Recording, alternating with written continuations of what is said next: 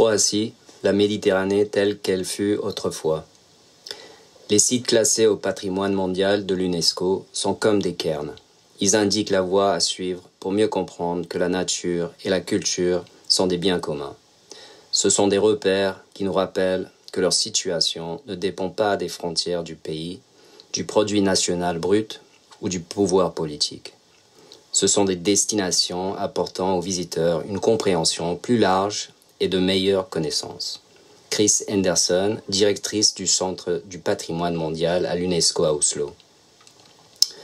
En cas de guerre, l'épidémie ou la catastrophe naturelle, le tourisme est l'un des premiers secteurs touchés.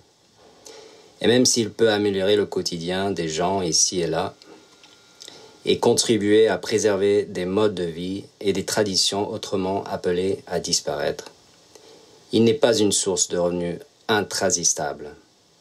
Dans ce sillage de la catastrophe du tsunami, un nouveau concept est né, celui du tourisme solitaire. Pour certains d'entre nous, voyager est devenu un acte politique.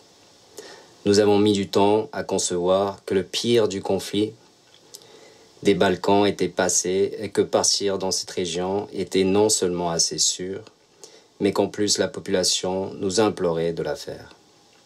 Le secteur touristique, les voyageurs inclus, doit comprendre qu'on ne peut pas contenter d'être l'ami des bons moments, celui qui débarque avec une valise et un portefeuille bien garni uniquement quand tout va bien. Ma première visite à Dubrovnik remonte à 1993, tout à la fin de la Méditerranée telle qu'elle fut autrefois. Les sites classés au patrimoine mondial de l'UNESCO sont comme des cairns. Ils indiquent la voie à suivre pour mieux comprendre que la nature et la culture sont des biens communs. Ce sont des repères qui nous rappellent que leur situation ne dépend pas des frontières du pays, du produit national brut ou du pouvoir politique. Ce sont des destinations apportant aux visiteurs une compréhension plus large et de meilleures connaissances. Chris Henderson, directrice du Centre du patrimoine mondial à l'UNESCO à Oslo. En cas de guerre, l'épidémie ou la catastrophe naturelle, le tourisme est l'un des premiers secteurs touchés.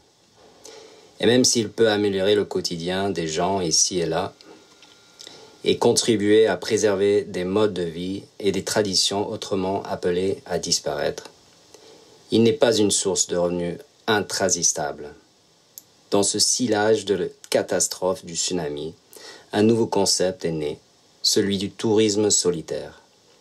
Pour certains d'entre nous, voyager est devenu un acte politique. Nous avons mis du temps à concevoir que le pire du conflit des Balkans était passé et que partir dans cette région était non seulement assez sûr,